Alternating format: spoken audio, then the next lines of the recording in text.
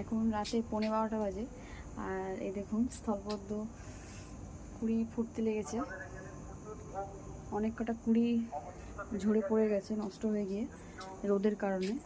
তাই জন্য ছাওয়ায় নেওয়া হয়েছে। দেখুন কি সুন্দর, কালকে অবধি ফুটে যাবে।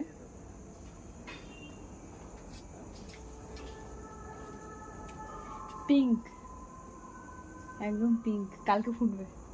কালকে না, পরশুদিন বড় করে হবে। পরশুদিন হ্যাঁ, খুব সুন্দর এসছে, বেবি পিঙ্ক, এটাই তো কালার। দারুণ হয়েছে। পরশুদিন পুরো ফুটবে, রোদের জন্য নষ্ট হয়ে যাচ্ছে মাছটা। হ্যাঁ, রোদের রাখার কারণেই নষ্ট হচ্ছিল। এই যে রোদে পুরো ঝলসে গেছে। আর হবে না। ও বাবা, ছামাতেই রাখতে হবে। রোদ গাছটা কি মরে যাচ্ছে নাকি না? না, হলুদ গাছটা একটু রোদে পেয়ে হচ্ছে। রোদ কেন হবে। পাতাগুলো না হয়ে যাচ্ছে। যাই হোক,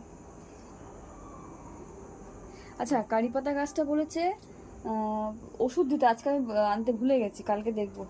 এইটা মেইনলি এইটা। হ্যাঁ, অনেক কটা ইয়ে হয়েছে, এরকম কোনো দিতে যে বড় বড় দেখবি। তুলসীর চারা হয়েছে অনেক কটা। চলো চলো চলো। সো ফ্রেন্ডস, দেখতেই পাচ্ছেন বেবি পিঙ্ক স্থলপদ্ম ফুটেছে। কালকে নয়, হয়তো পরের দিনকে খুব বড় করে এটাই দেখা যাবে।